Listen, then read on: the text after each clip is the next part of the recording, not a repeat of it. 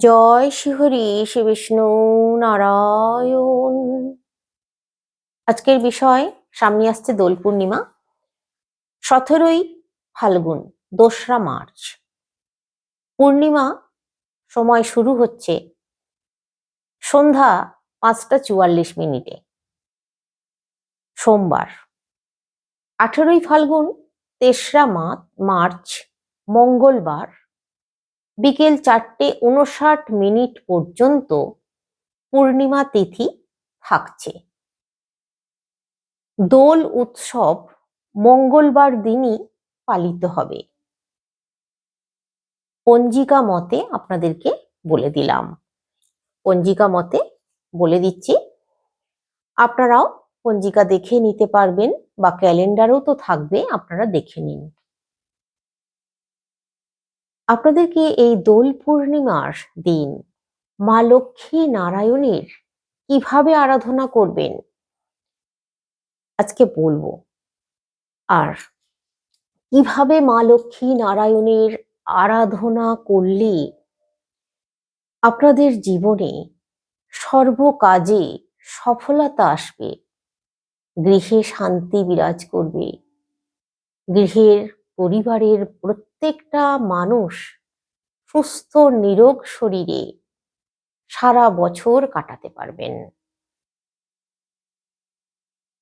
এই যে দোল পূর্ণিমা, এই দোল পূর্ণিমার দিন ভগবান শ্রীহরি নারায়ণ, মা লক্ষ্মী প্রতিটা গৃহে ভ্রমণ করেন, প্রতিটা গৃহে ওনারা ঘুরে ঘুরে দেখেন কার গৃহ কতটা শুদ্ধ পরিচ্ছন্ন, এই জিনিসগুলো দেখেন। আর দেখেন যে মানুষের ভক্তি সেই আগের মতোই আছে নাকি সবটাই মেকি ভালোবাসা।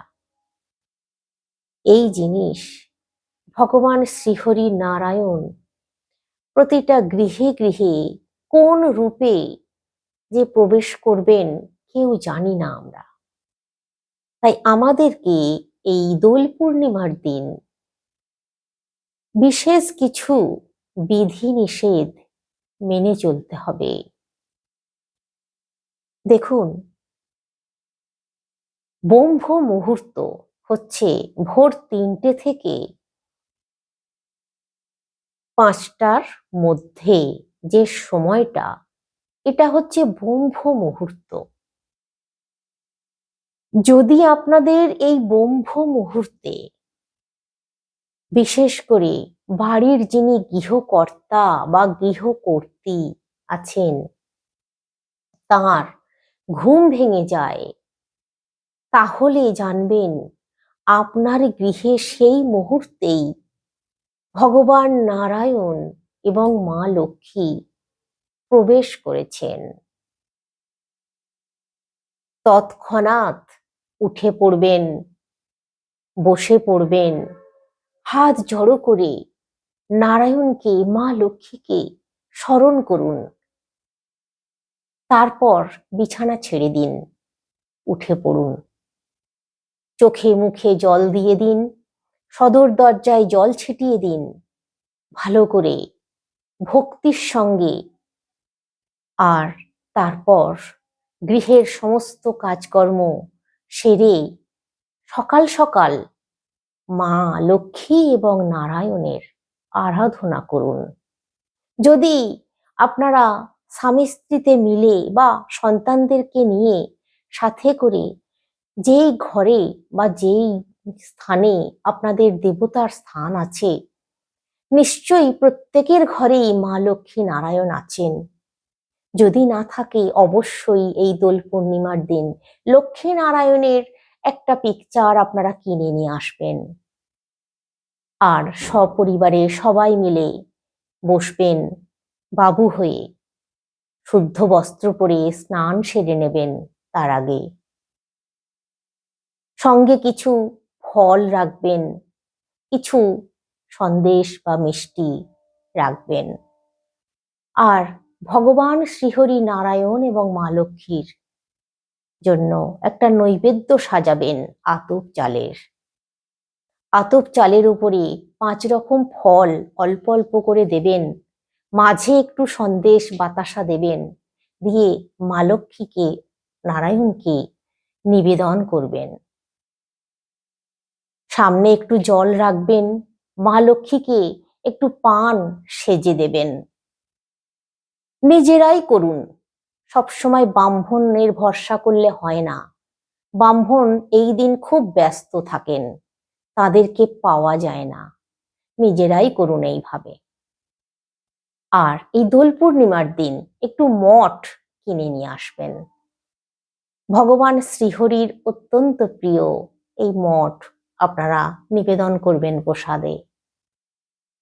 তুলসী পাতা অবশ্যই ভগবান শ্রীহরির চরণে নিবেদন করবেন।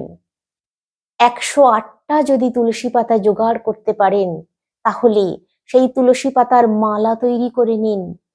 সেই মালা ভক্তির সঙ্গে শ্রীহরির গলায় পরিয়ে দিন।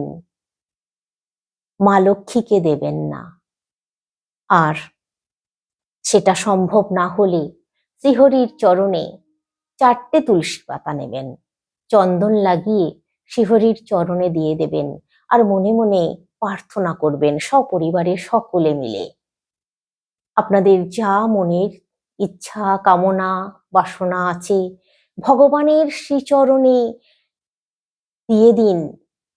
তাকে বলুন, তোমার যা মনে চায় প্রভু তুমি তাই করো। এই বলে প্রার্থনা করুন, দেখুন আপনাদের জীবন মঙ্গলময় হয়ে উঠবে। ভগবান শ্রীহরি নারায়ণের উদ্দেশ্যে বলুন, নমো ব্রহ্মণ্য দেবায় গো ব্রহ্মণ্য হিতায় চ জগদ্ধিতায় শ্রীকৃষ্ণায় গোবিন্দায় নমো নমো। নমো পাপহং পাপকর্মাহং পাপাত্মা পাপ সম্ভব ত্রাহি মাং পুণ্ডরীকাক্ষ সর্বপাপ হরো হরি। নমো কমল নেত্রায় হরয়ে পরমাত্মনে অশেষ ক্লেশ নাশায় লক্ষ্মীকান্ত নমঃ স্তুতে। হরে মুরারে মধুকৈটব্য ভারে গোপাল গোবিন্দ মুকুন্দ সৌরে যজ্ঞেশ নারায়ণ কৃষ্ণ বিষ্ণু নিরাশ্রয় মাং জগদীশ রক্ষ। জগদীশ রক্ষা করবেন সমস্ত বিপদের হাত থেকে। দেখবেন কোনো বিপদ আপদ দুর্ঘটনা অকাল মৃত্যু গৃহে প্রবেশ করবে না। প্রতিটা মানুষ সমস্ত কাজে প্রচুর পরিমাণে পজিটিভ শক্তি পাবে, আর সেই শক্তির দ্বারাই জয়লাভ করবে। আমি আপনাদেরকে এতটাই জোর দিয়ে বলছি, ভগবান শ্রীহরির চরণে নিজেকে সমর্পণ করে দিন। তারপর দেখুন উনি কি করেন। এই দিন আপনারা অবশ্যই প্রদীপ জ্বালাবেন, ঘিয়ের প্রদীপ, ধূপ জ্বালাবেন, সুগন্ধি ধূপ অবশ্যই জ্বালাবেন, প্রজ্বলিত করবেন। ভগবান শ্রীহরির চরণে যদি একটা পদ্ম ফুল মা লক্ষ্মীর চরণে নিবেদন করতে পারেন আরোই ভালো। এই দোল পূর্ণিমার দিন আপনারা অবশ্যই একটু আবির কিনে নিয়ে আসবেন। যদি 5 রকমের আবির কিনে নিয়ে আসতে পারেন তাহলে খুব ভালো হয়।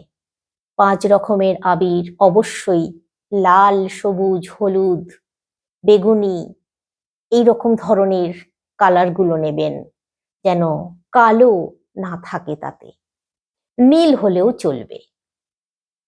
এই 5 কালারের আবির আপনারা শ্রীহরির চরণে প্রথমে দিয়ে দেবেন একটু করে।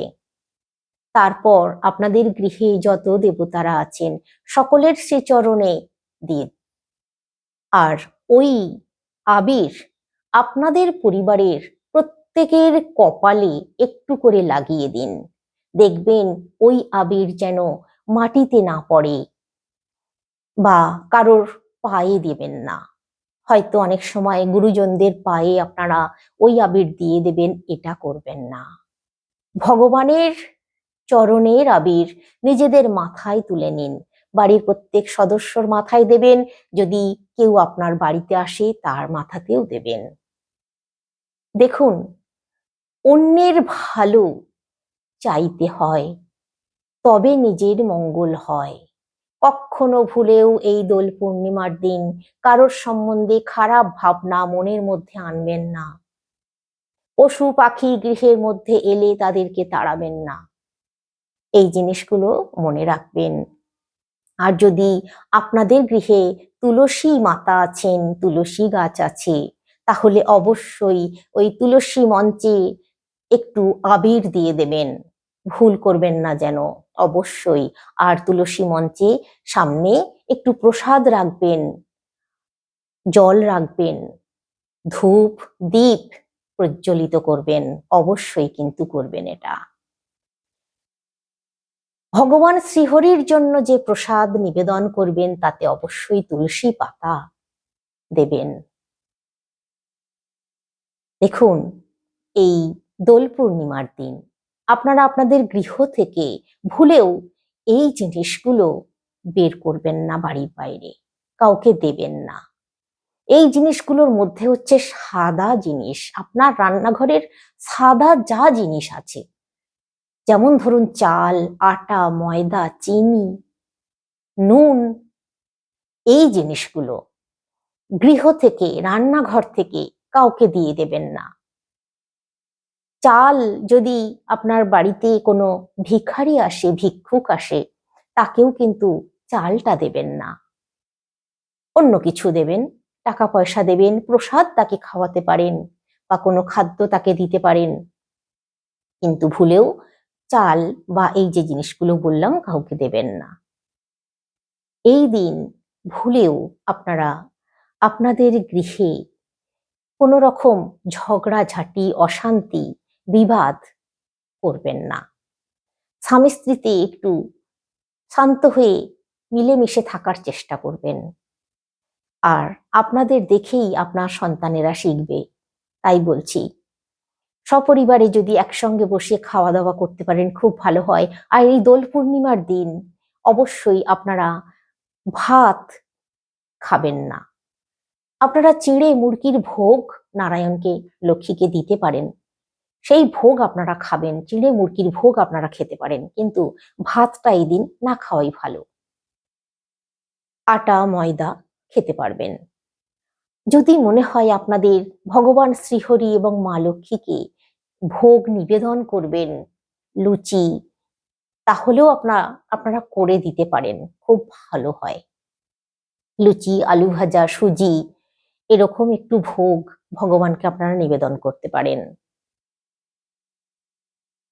এই দিন আপনারা ভগবান শ্রীহরির কাছে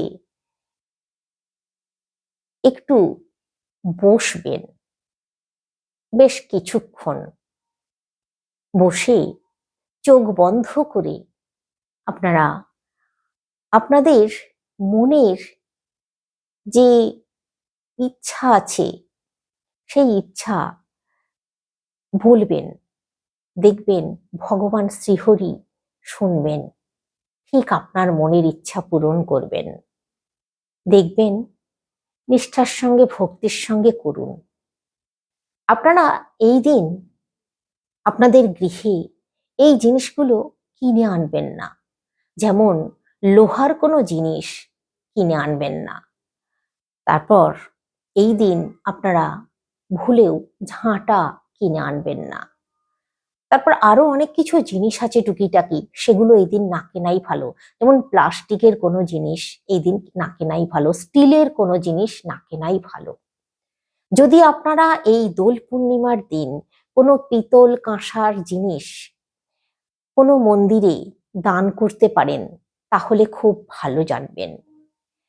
পিতল কাঁসার যে কোনো জিনিস, ছোট একটা রেকাব হতে পারে, একটা গ্লাস হতে পারে, মন্দিরে দান করতে হবে।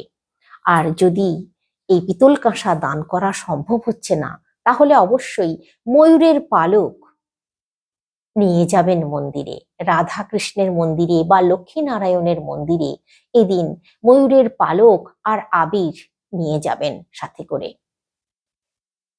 ওইখানে গিয়ে আপনারা শ্রীহরির চরণে বা শ্রীকৃষ্ণের চরণে বা রাধা কৃষ্ণের চরণে বা লক্ষ্মী নারায়ণের চরণে আবির দেবেন আর ময়ূরের পালকটা মন্দিরে রেখে আসবেন।